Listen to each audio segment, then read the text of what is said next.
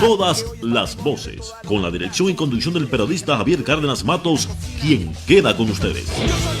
Amigos del canal TLB, un canal con entidad, y de Un Café con Javier, muy buenas tardes. Hoy estamos con ustedes en una fecha no habitual, pero este día tenemos un programa especial, dada la importancia del tema y los múltiples beneficios que tendríamos por el proyecto que vamos a hablar. Justamente tenemos ahora, para tomarnos el café y para hablar sobre el tema, a una conocida nuestra, ¿no? A una gran profesional y especialista, Giovanna Castañeño. Giovanna, ¿cómo estás? Giovanna.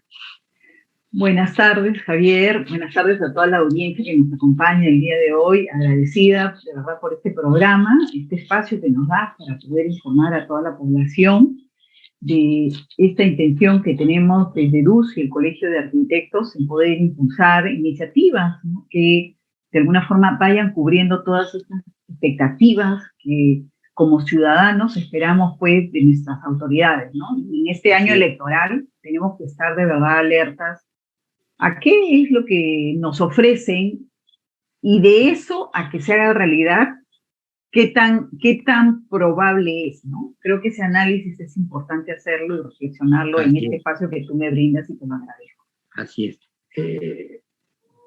El tema es justamente el del proyecto de planificación territorial del Perú, ¿no?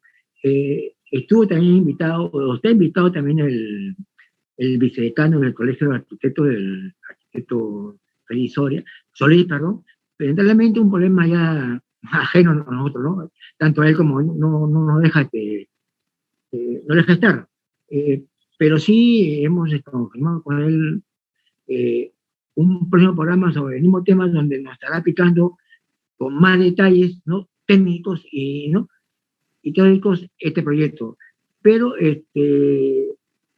yo creo que es importante transmitir al público, a nuestra ciudadanía, qué es lo que ustedes como DUS vienen trabajando en el aspecto de desarrollo, no solo urbano, porque abarca más de lo que es las ciudades. Así que, para empezar, creo que sería importante saber, conocer qué se entiende por planificación territorial, Giovanna.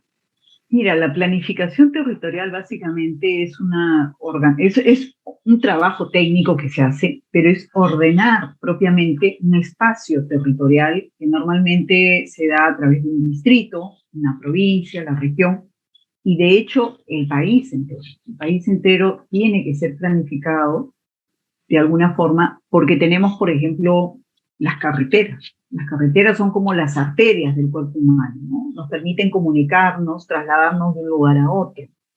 Existe lo que se llama el equipamiento urbano, que son los colegios, los hospitales, los centros laborales, comerciales, que de alguna forma alimentan y generan una dinámica dentro de un territorio. Cuando la población no encuentra esos espacios de equipamiento urbano, tiene que trasladarse. Por ejemplo, eso lo vemos muchísimo en las periferias de Lima, ¿no?, que no hay estos instrumentos que necesitamos. Entonces, esto genera, de alguna forma, primero, un caos, la tuburización, porque yo tengo que utilizar el hospital que esté más cerca al área donde yo vivo. Normalmente sabemos que esas distancias no son cortas hoy en día, en Lima, por ejemplo, ¿no?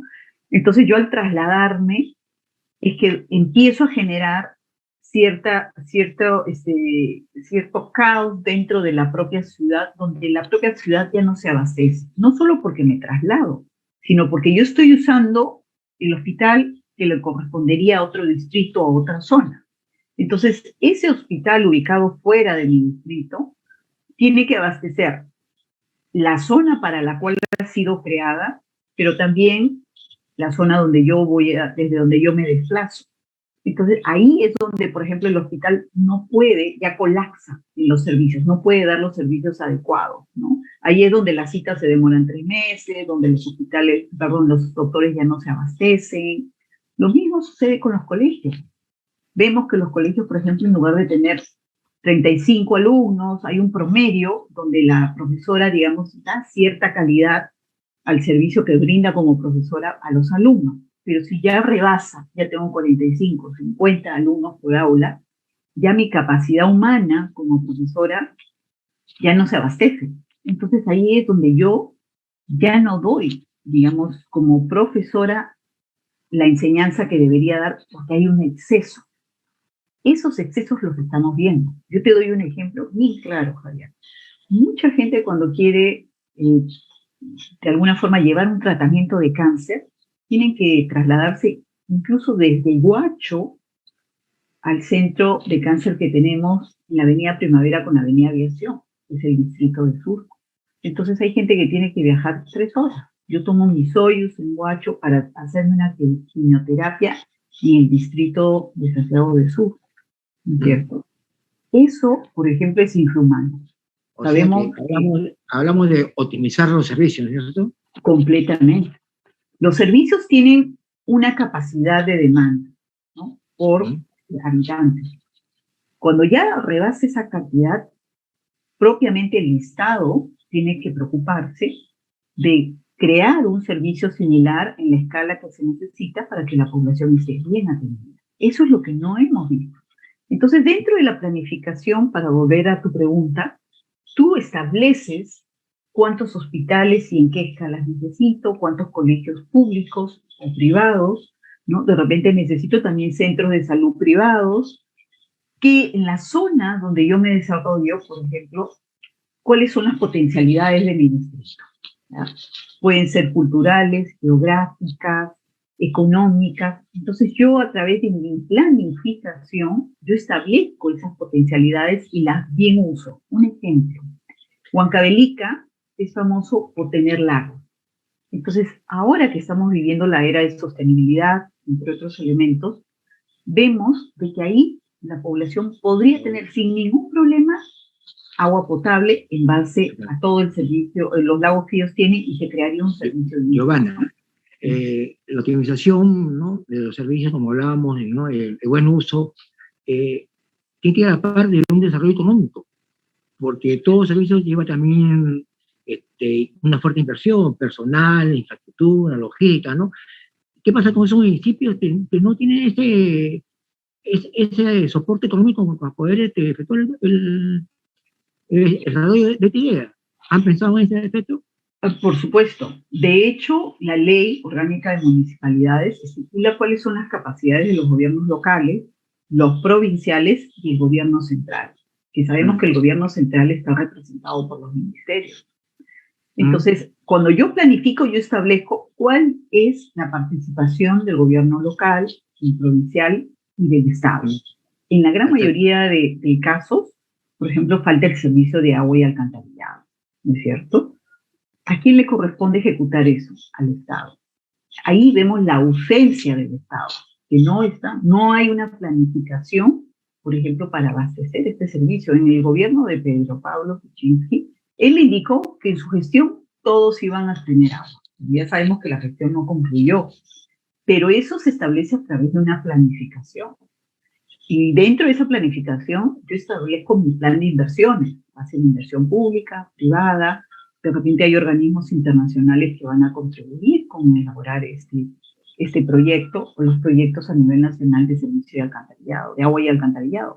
Entonces, la planificación es una herramienta importantísima que me permite de alguna forma establecer mis prioridades hacia la población, cómo las potencializo, cómo distribuyo mi caja fiscal y de alguna forma garantizo el desarrollo y progreso.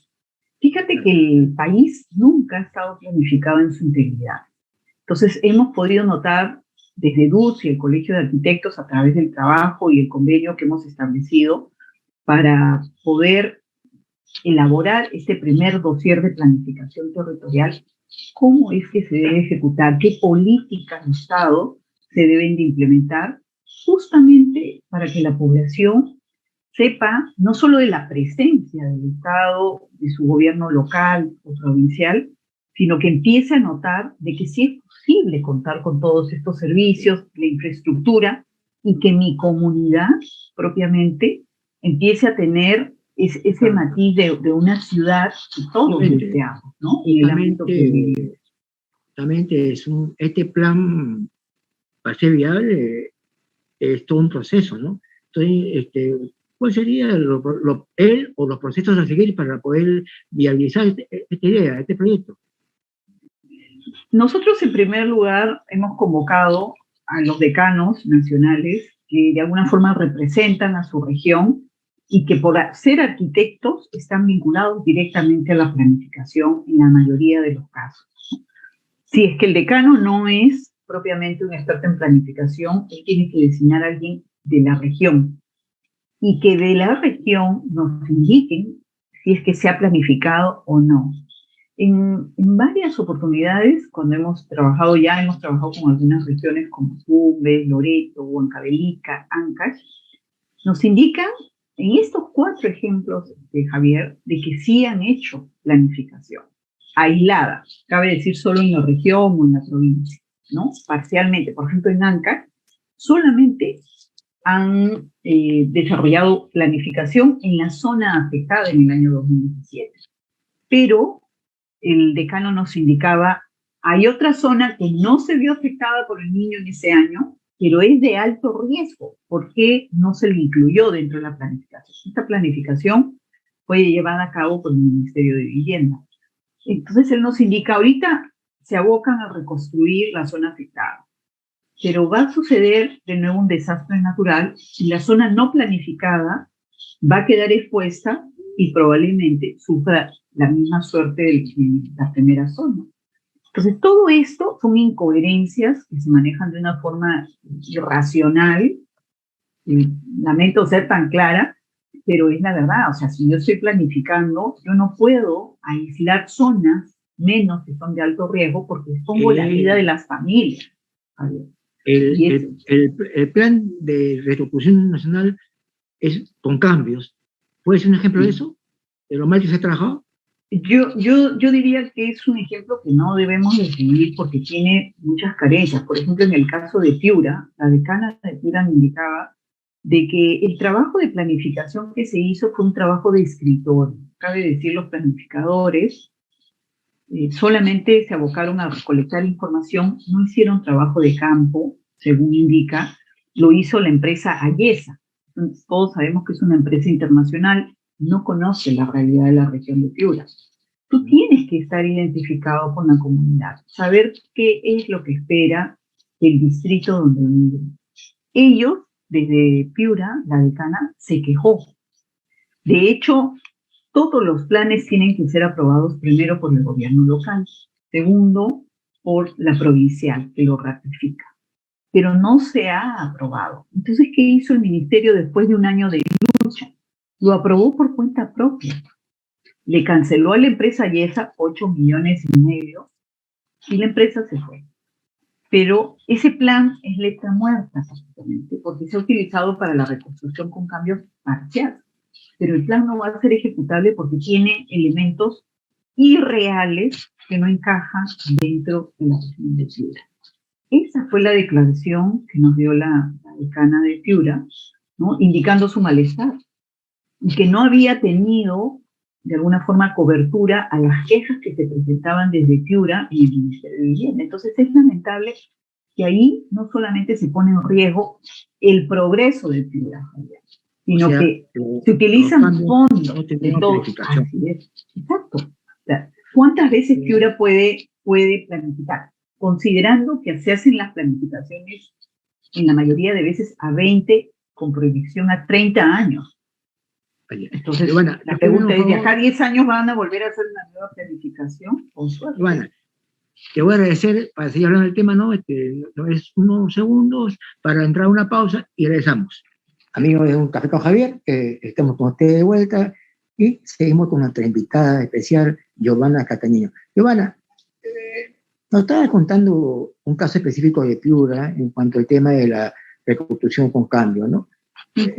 O sea, lo que parecía que iba a ser el comienzo de una etapa que habíamos aprendido, que realmente era lamentable todo lo sucedido con el niño, con la avalancha que había, ¿no? Pero porque me dices, no aprendimos nada. Y esta reconstrucción en cambios no tiene nada de cambio. ¿Por qué? Porque justamente no ha sido bien planificada. Es la importancia de una buena planificación. Exacto. No solo eso, sino que el compromiso de las autoridades de que debe hacer bien las cosas. ¿Ya? Yo creo que no es la solución llamar a una empresa internacional que de alguna forma está aislada completamente de la necesidad de determinadas comunidades o distritos, sino la idea es incorporar a los profesionales que tenemos. No, yo no estoy en contra de que se importen conocimientos, de hecho son valiosísimos, generan innovación, nos ponen a la vanguardia, y es necesario, lo hemos visto durante los Juegos Panamericanos, y creo que nos dio una gran lección, ¿no? Entonces, de la misma forma, se tiene que empezar a trabajar reconstrucción con cambios o cualquier otro, digamos, el proyecto que pudiera darse. El caso de Loreto, por ejemplo, en el año 2011 ellos hicieron un plan con el Banco Interamericano de Desarrollo y de hecho con una universidad de Florencia, en Italia, donde se estableció lineamientos de sostenibilidad, pero esto hasta el día de hoy no se ha llevado a cabo. Nos manifiesta el decano que apenas 2 proyectos privados han utilizado el plan, porque cuando yo planifico, establezco la distribución territorial por zonificación. Cabe decir, sé dónde van a estar las zonas residenciales, las fábricas, la zona de comercio, y de alguna forma genero, digamos, una armonía de ciudad estructurada. ¿Ya? Para los que han podido viajar a nivel internacional, cuando uno a veces llega a estas ciudades, dice, ¿por qué nosotros no podemos ser iguales? Simple y llanamente porque no se planifica de la forma más adecuada. No hay nada que nosotros no podamos hacer que se hayan hecho en otros países. Tenemos la misma capacidad y de hecho el país ha tenido fondos y creo que de alguna forma tiene ciertos privilegios en la actualidad en términos económicos para así poder empezar a trabajar de la mejor forma. Y eso es lo que se busca a través de esta elaboración del primer dossier de planificación territorial. Poder traerle al país, digamos, claridad en la forma en que debemos de trabajar la planificación de la mano con las comunidades, pero también una evaluación seria, Javier, de lo que significan todos los errores cometidos durante las últimas décadas, diría yo, ¿no? De hecho, hemos podido ver de que no han habido planes que se hayan desarrollado en su integridad. Fíjate que durante la etapa de los Juegos Panamericanos tuvimos la oportunidad de conversar con planificadores de Inglaterra que vinieron de alguna forma a apoyar la gestión de los Juegos Panamericanos y nos explicaron que en la ciudad de Londres había una zona industrial que obviamente con el crecimiento demográfico que sabemos que sucede a nivel mundial y que es inevitable, ya había colapsado la ciudad. Entonces ellos hicieron un plan a 20 años. Y las fábricas, que obviamente tienen alto nivel de contaminación, no deben de haber viviendas residenciales dentro del ámbito donde hay fábricas, las trasladaron. Pero todo este proceso de traslado de fábricas, de implementación de nuevos servicios de transporte, tomó 20 años. Entonces, todo es una proyección, y esa proyección se desarrolla tal cual. Eso es lo que necesitamos en el país. Y para que se dé esto, necesitamos autoridades comprometidas, autoridades capacitadas que puedan entender cuál es la dinámica de un desarrollo territorial donde vaya acompañado de políticas de Estado, ¿no? Giovanna, justamente esa era mi primera pregunta. Quizás sea me voy a poner un poco abogado del diablo. Si no conociera a ustedes, no se pierde el trabajo que hacen, quizás no hubiera dado tanta importancia a este proyecto, ¿no? Porque es un proyecto bastante, como te digo, ambicioso, ¿no? ¿Por qué? Primeramente, tú lo acabas de decir, yo no creo en las casualidades si no hay voluntad política de hacer las cosas bien.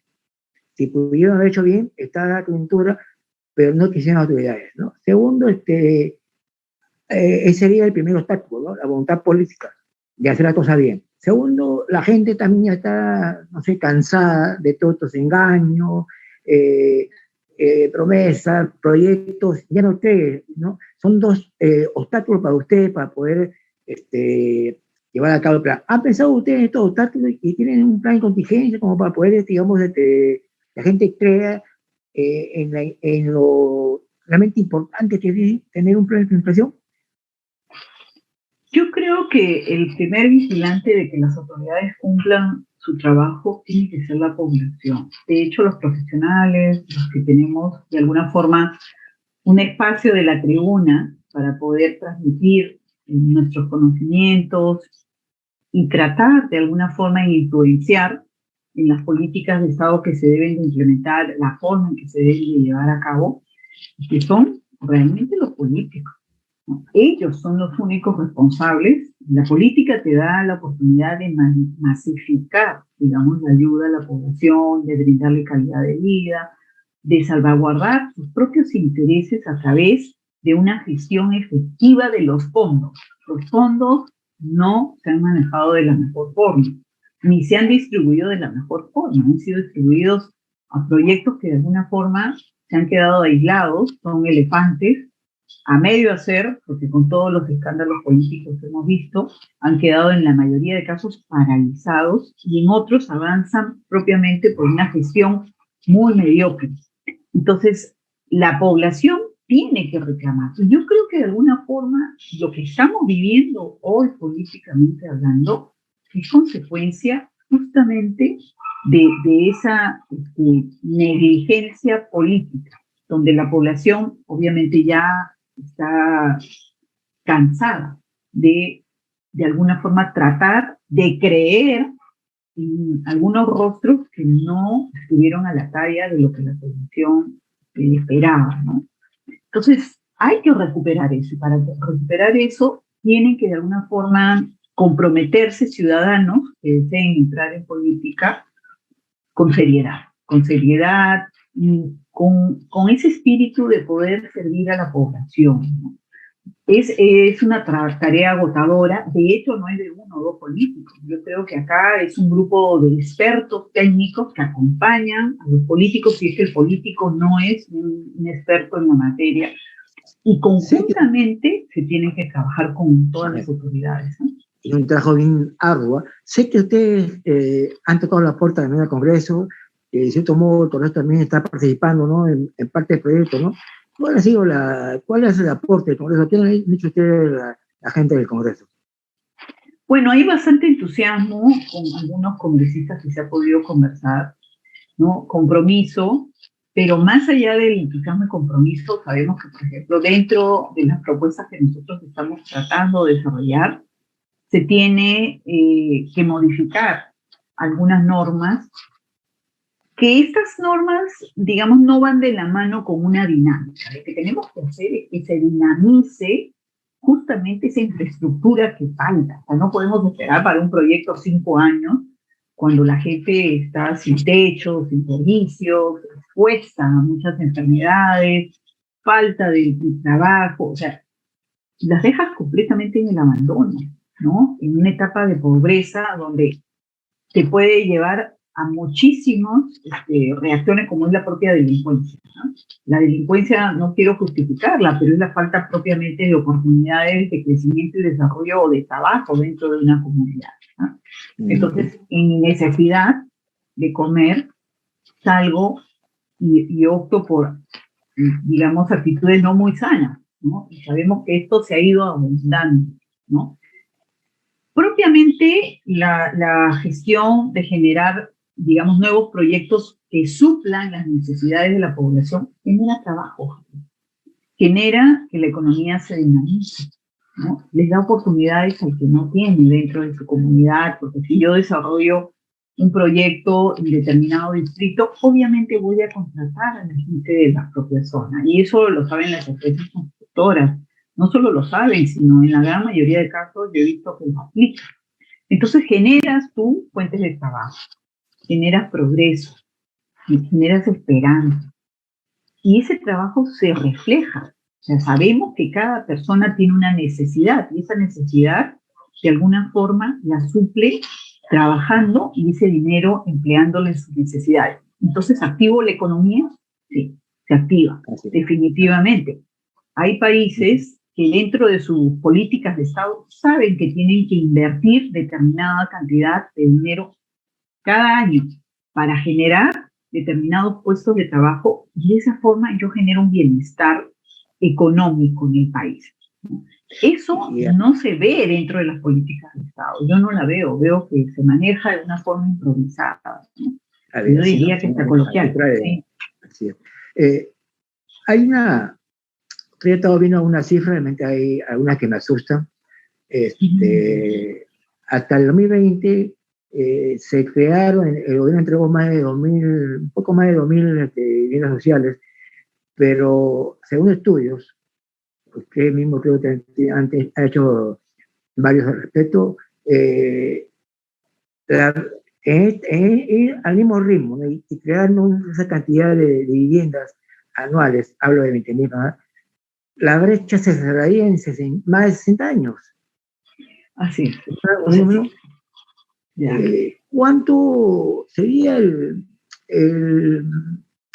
tiempo que acortaría, digamos, de poder empezar con este proyecto? ¿En cuánto tiempo estaríamos cerrando esa brecha de infraestructura y servicios? Mira, esa brecha se puede cerrar en 5 años. ¿Seguro? Y yo te digo por qué, completamente.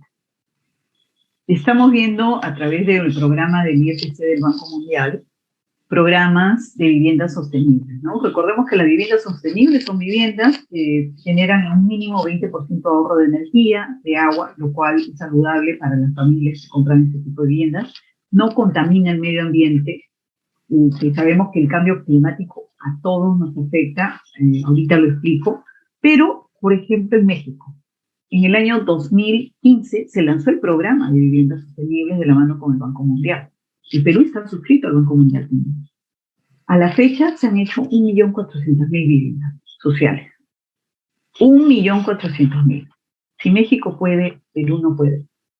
Sí podemos. Sí podemos, pero se necesita organización, se necesita voluntad, determinación de querer hacerlo. Pues yo creo que hay muy buenos ejemplos que se pueden imitar adaptándolo a la realidad peruana.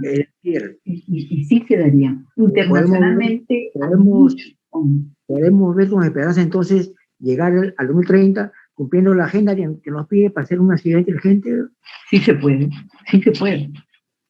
Si el presidente de la República determina hoy hacer bien las cosas y trabajar de la mano con todas las autoridades, empezando por los ministerios, y como complemento el Congreso legisla, o sea, aprueba o anula leyes y normativas, también fiscaliza.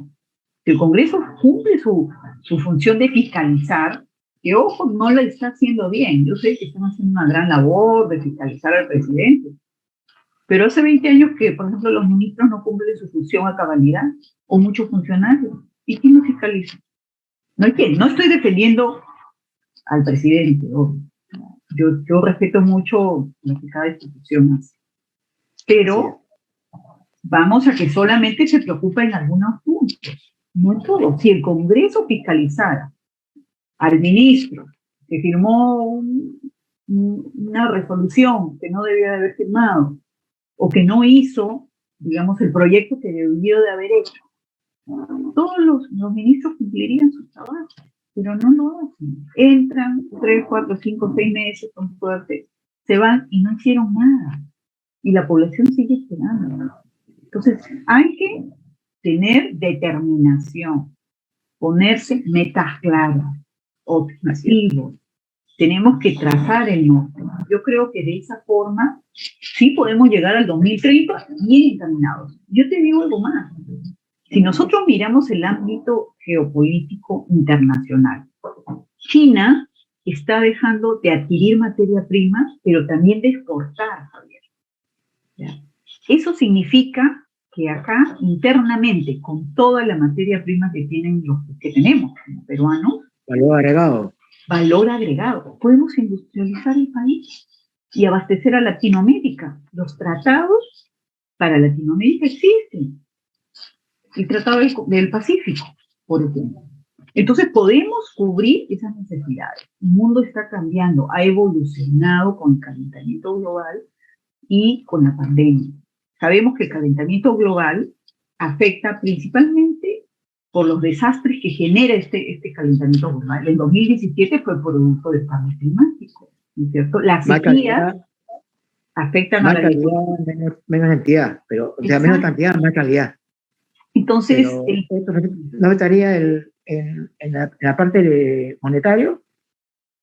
la parte monetaria, yo creo que internacionalmente hay muchos fondos que pueden ser accesibles para el desarrollo de proyectos sostenibles, ¿no? De empezar a revertir esa brecha de contaminación que genera el país. Latinoamérica, ojo, es uno de los continentes, y el Perú creo que está ahí casi en primera línea en países contaminados.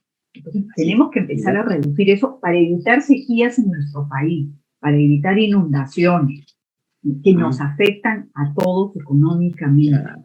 Si La hay verdad que miles de hectáreas de arroz que se pierden, ya sea por inundaciones o por sequía, ¿no? ¿A quién afecta? Nos afecta a nosotros mismos, porque obviamente va a haber carencia de este elemento, ¿no?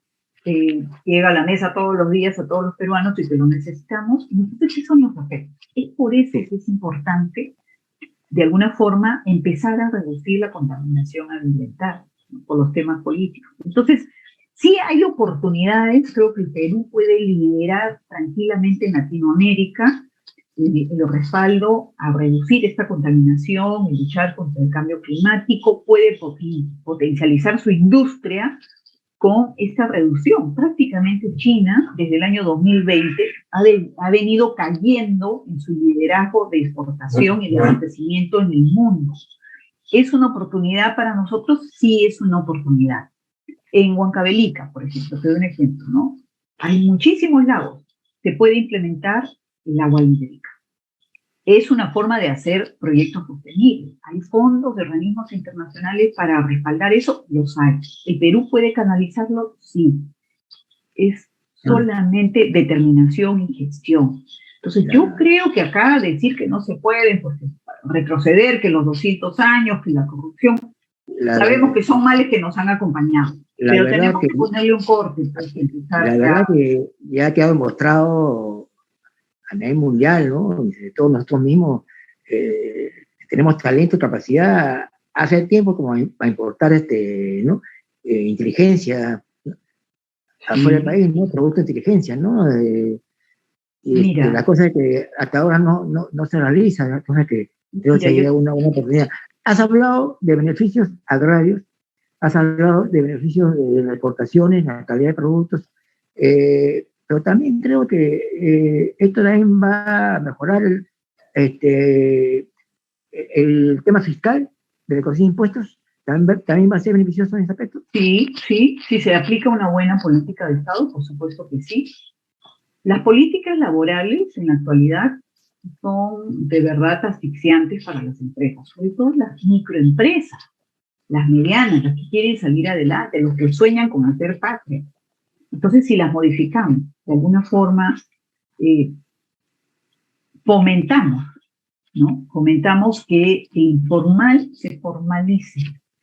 Entonces van a verse beneficiados. Ahora, yo te digo una cosa.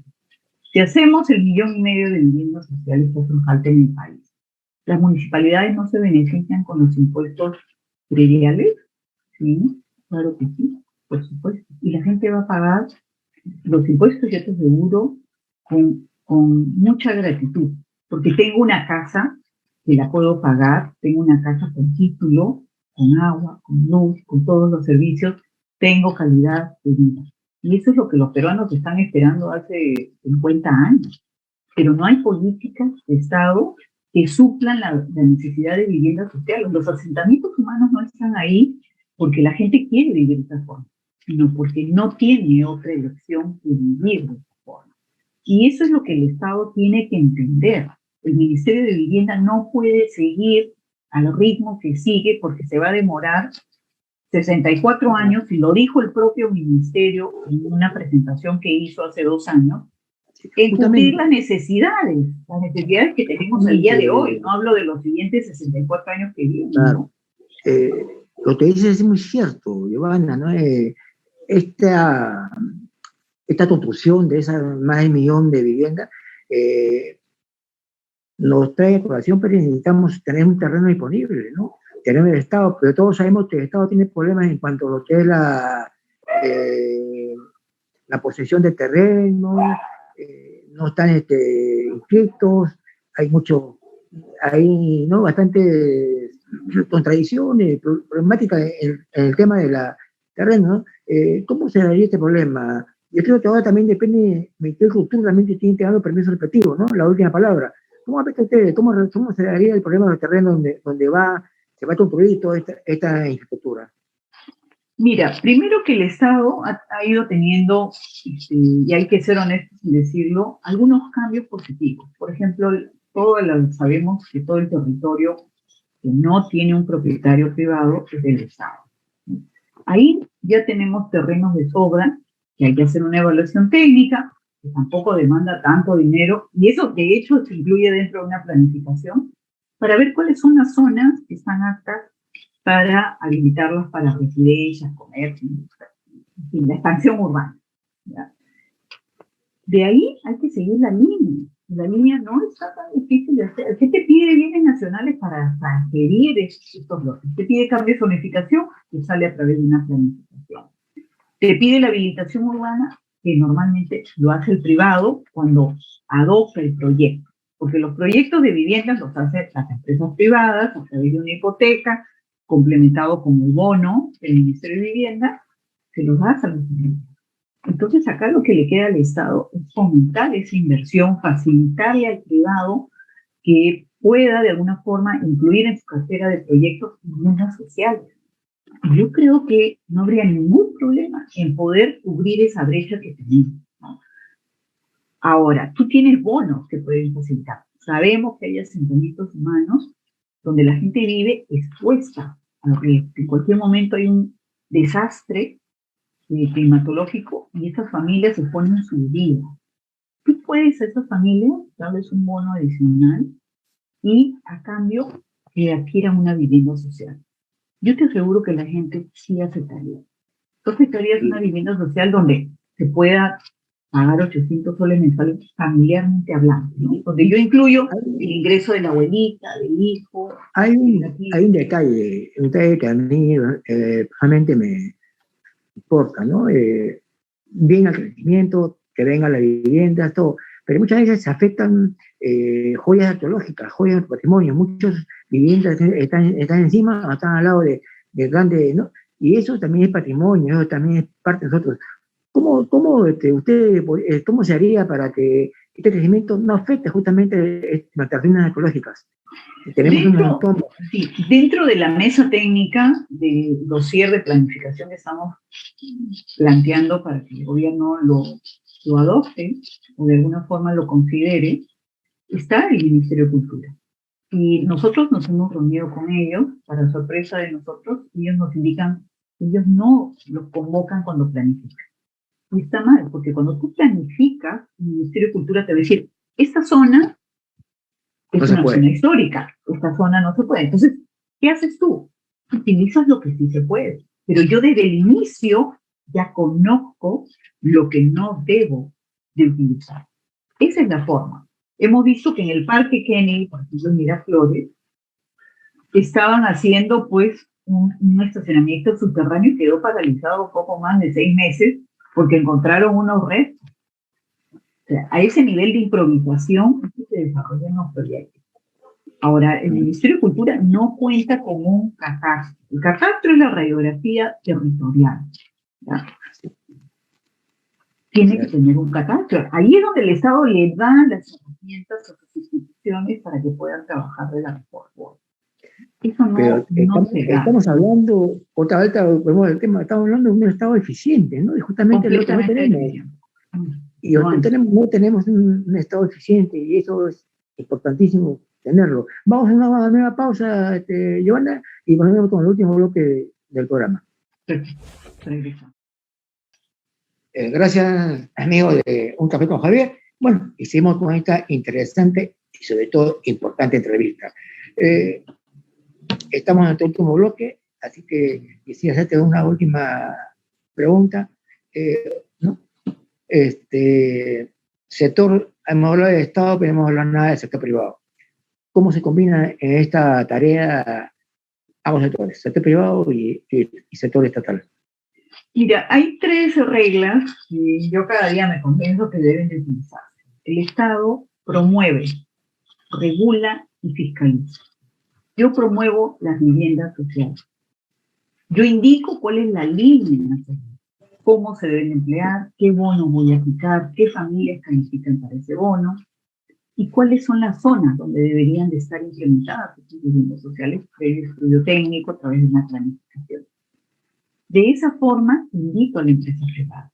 La empresa privada ya va a conocer las reglas del juego y claras, y tiene que adaptarlo. El Estado es el que nos representa y es el encargado de tomar las mejores decisiones para el país. Ahí es donde tiene que convocar a los mejores para que toda esta promoción que yo voy a estar haciendo, puede ser cualquier otro proyecto que no sea vivienda social, puede ser agua y alcantarillado, residuos sólidos, hospitales, colegios, una ciudad entera que la voy a mejorar como ha sido la representación con cambio. Entonces, así es, todos salimos beneficiados, pero cuando se está dando el proyecto, ahí es donde yo estoy promoviendo, pero también fiscalizo que la empresa cumpla. Si no cumple, entonces sanciono. Para eso tengo el otro poder, el Estado mío, que es el Ministerio Público, que tiene que cumplir su función si alguien no cumple con respetar las leyes que ya han establecido. Para eso existen los poderes del Estado. El Congreso en este caso, también.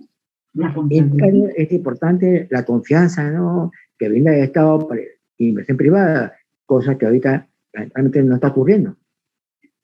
No, ahorita hay un divorcio, de hecho se ha generado pues un distanciamiento, ¿no? Porque no tenemos ahorita mensajes claros, Javier. No sabemos a ciencia cierta exactamente cuál es el camino que el gobierno va a brindar. Yo tuve la oportunidad de poder tratar de impulsar a ANCOM, que como bien sabes lo venimos tratando de sacar adelante hace muchos años.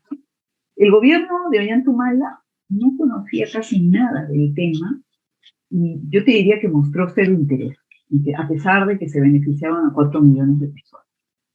El gobierno de Pedro Pablo Kuczynski mostró cierto interés, pero ya ahí nomás con los escándalos salió. El gobierno de Vizcarra, yo creo que fue el que de alguna forma generó una dinámica, contestó, que había cierto interés dentro del Estado en impulsar estas líneas de proyecto y pudimos avanzar un poquito, ¿ya? Bueno, obvio, Merino no se pudo con la justa se ingresó la solicitud para ponerlo al día de la iniciativa que estábamos trabajando. Sagasti realmente cerró las puertas y no quiso saber absolutamente nada. Todos estos gobiernos sabemos o creemos que son de una línea de derecha. Y yo entendía que como era de derecha, no habría ningún problema en que me dijeran que no. De hecho, lo medio esperábamos, ¿no? Pero de este gobierno que dice que va a luchar por el pueblo, no entiendo por qué hay esa indiferencia a querer impulsar proyectos de esa naturaleza cuando sabemos que beneficia a todo el hemisferio norte de la capital. El cono norte ha crecido de una forma muy improvisada. Prácticamente la población se ha hecho sola, porque las autoridades han ayudado muy poco a consolidar, sí, el desarrollo del cono norte. Entonces, ANCOM, así es, ANCOM sería, digamos, esa luz, el plan piloto, pero que abastecería todo el hemisferio norte de la capital, abastecería todo el norte chico en servicios, no solamente en servicios, sabemos que Chancay está al costado y que pronto va a ser un megapuerto. Ese megapuerto va a necesitar gente que trabaje cerca, por lo tanto necesita viviendas sociales, necesitas centros comerciales, necesitas bancos, necesitas equipamiento para ese puerto, cabe decir, depósitos, ¿no? Lo que le llaman los puertos secos. Necesitas vías de acceso, necesitas todo el servicio de transporte. ¿Por qué no impulsar un proyecto de esa naturaleza que sabemos que va a generar los primeros 2 años 17.000 puestos de trabajo? Lamentablemente, Giovanna, el tiempo se nos acaba, así que quisiera dejarte estos últimos minutos para que puedas expresar algo que te consideres importante, algo que de repente yo, como no soy experto, se me ha escapado y que tú te veas que debas decirlo. Te dejo para que puedas empezar tu último comentario. Bueno, muchísimas gracias por haber compartido contigo esta hora, poder llegar a la población, un poco transmitir la experiencia que uno tiene laboral, que vive el día a día, para tratar de ser mejor como peruanos, y también hacer un mejor país. De alguna forma yo haría un llamado a que la población trate de manifestar, digamos, su sentir de esta deficiencia que tenemos actualmente política, ¿no? Toda esta desidia política que venimos viviendo ya desde algunos años, que nos ha colmado propiamente, y tenemos que empezar a evaluar a las autoridades que tenemos, ¿no? Hacer un voto de conciencia de personas capacitadas, pero con valores, Javier. Los valores no se cambian. Entonces creo que eso va a marcar una diferencia y vamos a empezar a ver un cambio cuando lo hagamos de esa forma. Las personas, para terminar, rápido, hay tantas cosas que hablar, ya uno no quisiera acabar, pero quisieran saber más del proyecto. ¿Hay un lugar, un sitio donde pueda entrar y poder conocer más sobre este proyecto de planificación territorial? Sí, claro que sí. O sea, desde la página web estamos en todas las redes, en Instagram, estamos en Facebook, estamos en LinkedIn para los profesionales y obviamente en la página web de la organización, dus.pe, nos pueden seguir y ahí nosotros semana a semana vamos comentando no solamente las novedades, sino diferentes artículos, el trabajo propiamente que estamos haciendo con las regiones, qué es lo que está sucediendo con Ancón, que pronto ya va a ser, en términos normativos, una ciudad urbana sostenible, muy pronto, y ojalá el Estado empiece a adoptar, bueno, estas iniciativas que estamos tratando de lanzar, creo que ayudarían muchísimo a la población. Así es. Así es. Gracias, Giovanna. Fue Giovanna Castañino, ¿no? Directora ejecutiva de DUS, Desarrollo Urbano Sostenible, en el cual nos dio las claras señales que realmente se puede salir de toda esta situación y convertir esta crisis en un comienzo de desarrollo, ¿no? Y sobre todo, lo más importante, creo, aparte de lo técnico, que necesitamos un Estado eficiente y un Estado que dé confianza, y hacia eso debemos apuntar, ¿no? Así que presente estos factores. Giovanna, nos vamos a seguir tomando nuestro café y seguir conversando, y nos vemos en un próximo programa de Un Café con Javier. Gracias por tu presencia.